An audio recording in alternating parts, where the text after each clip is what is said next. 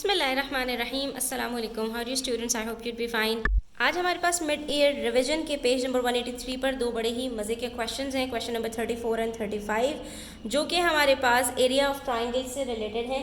थोड़े से tricky questions हैं, इसके अंदर अंडरस्टैंडिंग बिल्ड करना सबसे ज़्यादा इंपॉर्टेंट है, तो वीडियो एंड तक देखिएगा, स्किप मत कीजिएगा।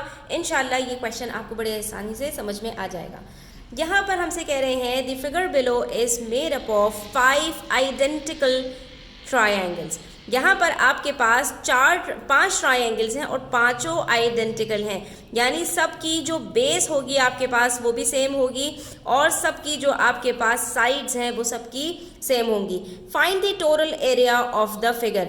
अब आपने इस 5 ट्रायंगल्स का मिलाकर एरिया कितना आएगा ये आपने फाइंड आउट करना है। अब मज़े की बात यहाँ पर ये है कि हमें ट्रायंगल का एरिया निकालने के लिए half multiply by base into height करना होता है, ठीक है। यानी अगर एक ट्रायंगल का भी हमें यहाँ पर बेस और हाइट दोनों पता चल जाएंगी तो हम वहाँ से एक ट्रायंगल का एरिया कैलकुलेट करेंगे और उसको 5 से मल्टीप्लाई कर देंगे, क्योंकि पांचों ट्रायंगल बिल्कुल एक जैसे हैं, आइडेंटिकल हैं। तो जब हम इनको 5 से मल्टीप्लाई करेंगे तो हमारे पास पूरे 5 ट्रायंगल्स का एरिया कैलकुलेट हो जाएगा। बट प्रॉब्लम ये आती है कि यहाँ पर हमारे पास हाइट तो गिवन है, यानी कि ट्रायंगल्स की जो हाइट है हमारे पास वो गिवन है और वो हम कह सकते हैं यहाँ पर 10 सेंटीमीटर है।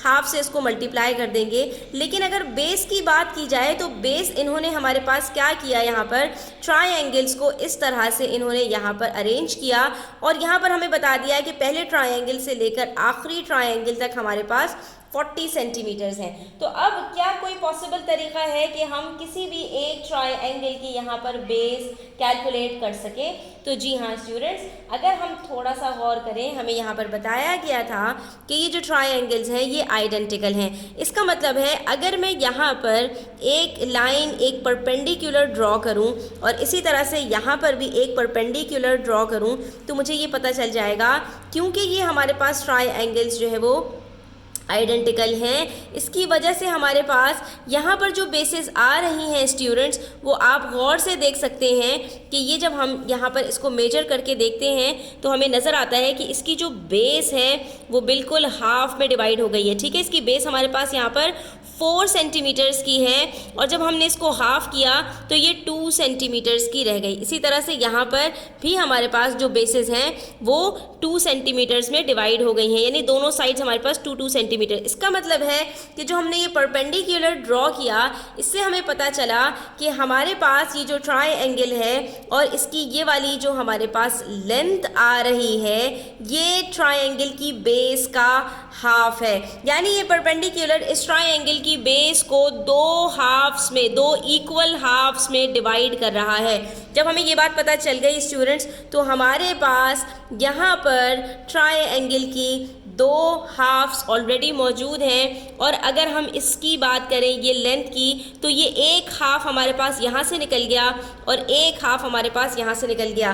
तो टोटल मिलाकर इस 40 सेंटीमीटर को हम अगर 4 से डिवाइड करें और 2 से मल्टीप्लाई कर दें, क्योंकि 2 साइड्स हमारे पास यहाँ पर बेस में आ रही हैं, तो इसका मतलब ये हुआ कि अगर हम 40 को 2 से डिवाइड कर देंगे तो ये हमारे पास ट्रायंगल की बेस निकल कर आ जाएगी। और जैसे ही हमारे पास बेस निकल कर आएगी हम इसको फॉर्मूले में पुट करेंगे और अपना आंसर यहीं से कैलकुलेट कर लेंगे, दैट इज़ 100 सेंटीमीटर स्क्वायर, ठीक है। ये 100 सेंटीमीटर स्क्वायर हमारे पास यहाँ पर आ गया है। लेकिन ये एरिया ऑफ ट्रायंगल 1 ट्रायंगल है, ठीक है। एक ट्रायंगल का हमारे पास यहाँ पर एरिया है।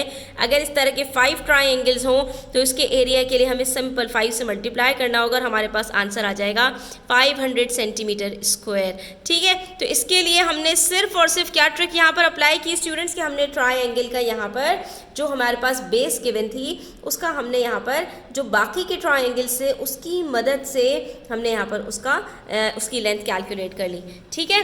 इसके बाद देखिए क्वेश्चन नंबर 35। तो यहाँ पर हमसे कह रहे हैं ABCD इज़ अ रेक्टेंगल।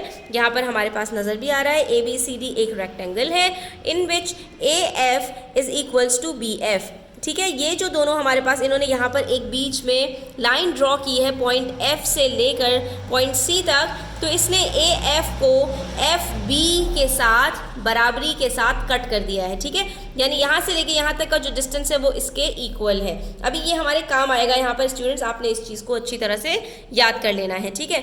उसके बाद हमसे कह रहे हैं कि न सिर्फ ये दोनों इक्वल हैं बल्कि ये जो बी जी है हमारे पास, यानी बी से लेकर जी तक का जो डिस्टेंस है ये भी हमारे पास इन दोनों के बराबर है। तो जब ये दोनों बराबर हैं स्टूडेंट्स, तो इसका मतलब ये हुआ कि अगर हमें टोटल यहाँ की लेंथ पता चल जाए ए से लेकर बी तक, तो हमें खुद ब खुद पता चल जाएगा कि ए से एफ तक कितना है और एफ से बी तक कितना है और बी से जी तक कितना है। तो स्टूडेंट्स अगर हम इसके पैरेलल में देखें डी सी की लेंथ, तो वो हमें गिवन है 16 सेंटीमीटर। इसका मतलब है ए एफ हमारे पास यहाँ पर 8 सेंटीमीटर्स का है और एफ बी भी हमारे पास यहाँ पर 8 सेंटीमीटर का है। Same goes with this B G, ये भी 8 सेंटीमीटर का होगा। क्यों? क्योंकि 16 सेंटीमीटर को जब हम इक्वली डिवाइड करेंगे दो पार्ट्स में तो हमारे पास 8 सेंटीमीटर आता है। इससे हमें यहाँ पर आगे क्या फ़ायदा होगा कि हमारे पास ये जो ट्रायंगल गिवन है और ये जो ट्रायंगल गिवन है, तो हमारे पास यहाँ पर स्टूडेंट्स हम इस टोटल लेंथ में से 8 सेंटीमीटर को जब निकाल देंगे तो हमें यहाँ पर इस ट्रायंगल की बेस पता चल जाएगी और यहाँ पर ये हाइट भी इसकी पता चल जाएगी, ठीक है। अभी हमें इसका काम क्या है, हमसे कहा है find the total area of the shaded parts. अब जो शेडेड पार्ट की हम बात करें स्टूडेंट्स, तो यहाँ पर हमारे पास ये एक अजीबोगरीब किस्म का रोम्बस बन रहा है, क्योंकि इसमें हमारे पास 4 साइड्स हैं और लेकिन ये रोम्बस इसलिए नहीं हो सकता क्योंकि रोम्बस में हमारे पास चारों साइड्स इक्वल होती हैं, ठीक है। तो ये हमारे पास एक क्वाड्रिलेटरल बन रहा है, लेकिन इसका एरिया कैलकुलेट करना बहुत ही मुश्किल है, ठीक है। इसका एरिया कैलकुलेट किया जा सकता है अगर हम क्या करें, इसके अंदर यहाँ पर एक लाइन ड्रॉ करें, फिर यहाँ पर एक लाइन ड्रॉ करें, तो फिर इस ट्रायंगल की रेक्टेंगल की पहला एरिया कैलकुलेट करें, फिर इस ट्रायंगल का एरिया कैलकुलेट करें, फिर इस ट्रायंगल का एरिया कैलकुलेट करें और फिर इस ट्रायंगल का एरिया कैलकुलेट करें, ठीक है। करने को हम ये भी कर सकते हैं, लेकिन हमारे पास ज़्यादा आसान तरीका ये है कि हम सीधा सीधा पहले पूरे जो रेक्टेंगल है उसका एरिया कैलकुलेट कर लें। उसका एरिया कैलकुलेट कैसे कर लें भाई, कि ये हमारे पास पूरी जो है वो लेंथ है और ये हमारे पास बेस है। तो लेंथ हमें गिवन है 20 सेंटीमीटर्स और बेस हमें गिवन है 16 सेंटीमीटर्स। हमने सिंपली इन दोनों को मल्टीप्लाई किया तो हमारे पास यहाँ पर इसका एरिया कैलकुलेट होकर आ गया, लेकिन हमें सिर्फ शेडेड पार्ट का एरिया चाहिए। तो अगर मैं इसमें से इस ट्रायंगल का एरिया सब्ट्रैक्ट कर दूं और इस ट्रायंगल का भी एरिया सब्ट्रैक्ट कर दूं, तो बाकी मेरे पास जितना एरिया बचेगा इस रेक्टेंगल का वो सारा का सारा इस शेडेड पार्ट का एरिया होगा, ठीक है। अग्री करते हैं आप इस बात से? तो बस फिर हम यहाँ पर एरिया ऑफ ट्रायंगल, ये जो हमारे पास पहला ट्रायंगल है EDC यानी CDE, इसका एरिया कैलकुलेट कर लेते हैं। और ये हम कैसे कैलकुलेट करेंगे, इसकी हमने बेस ले ली 16 सेंटीमीटर्स, ठीक है, और उसके बाद हमने हाइट ले ली इसकी, यहाँ पर हमारे पास अगर ये 11 सेंटीमीटर है तो ये कितना होगा 20 माइनस 11 दैट इज 9 सेंटीमीटर्स। तो हमने इन दोनों को जब मल्टीप्लाई किया तो 8 9s आर 72 सेंटीमीटर स्क्वायर। हमारे पास इसका एरिया आ गया 72 सेंटीमीटर स्क्वायर। इसी तरह से जब हम इस ट्रायंगल की बात करें तो इसकी बेस हमारे पास कितनी है 20 माइनस 8, ठीक है।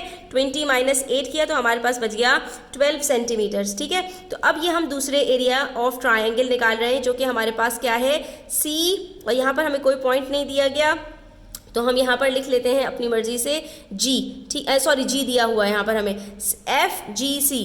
तो CFG का हम जब एरिया कैलकुलेट करेंगे तो यहाँ पर हमारे पास जो बेस है स्टूडेंट्स वो कितनी है 12 सेंटीमीटर्स, और उसके बाद हमारे पास यहाँ पर जो हाइट है इसकी, वो हाइट यहाँ पर हमें इन्होंने गिवन बताई है 8 सेंटीमीटर्स। अब जब हम इसको सिंप्लीफाई करेंगे तो 6 8s आर 48 सेंटीमीटर स्क्वायर। अब ये दोनों ट्राइंगल का जब हमारे पास एरिया कैलकुलेट होकर आ गया तो हमने शेडेड पार्ट का एरिया कैलकुलेट करने के लिए सिंपली क्या करना है, ठीक है स्टूडेंट्स, ये हमने शेडेड पार्ट का एरिया कैलकुलेट करने के लिए जो टोटल हमारे पास रेक्टेंगल का एरिया था उसमें से हम पहले 72 सेंटीमीटर स्क्वायर को सब्ट्रैक्ट करेंगे, उसके बाद 48 सेंटीमीटर को सब्ट्रैक्ट करेंगे, इन दोनों को मिलाकर 120 सेंटीमीटर स्क्वायर बनता है। तो जब हम 320 में से इसको सब्ट्रैक्ट करेंगे तो हमारे पास बच जाएगा 200 सेंटीमीटर स्क्वायर्स। तो ये तरीका हमारे पास आसान था। अगर आप चाहें तो दूसरे तरीके से भी कर सकते हैं जहाँ पर आप रेक्टेंगल का एरिया पहले कैलकुलेट करेंगे। तो ये आपके पास 11 सेंटीमीटर्स है, ये दूसरा 8 सेंटीमीटर्स है, इन दोनों को मल्टीप्लाई कीजिएगा, फिर इस ट्राइंगल का एरिया कैलकुलेट करेंगे आप। उसके लिए यहाँ पर आपके पास हाइट तो गिवन है बेस निकालने में आपको प्रॉब्लम होगी, क्योंकि यहाँ पर हमारे पास इसका कोई डिवीजन मौजूद नहीं है। ठीक है, तो इसलिए हम इस वाले तरीके की तरफ अभी फ़िलहाल नहीं जा सकते। अगर इन्होंने यहाँ पर हमें सब डिवाइड करके दिया होता तो हम उस तरीके को भी देख सकते थे। ठीक है, तो आज के लिए इतना ही। आई होप स्टूडेंट्स आपको वीडियो अच्छी लगी होगी, तो अगर अच्छी लगी है तो लाइक कीजिएगा, अपने फ्रेंड्स के साथ शेयर कीजिएगा। चैनल सब्सक्राइब नहीं किया तो सब्सक्राइब कर लीजिए। अपना ख्याल रखिएगा। अल्लाह हाफिज़।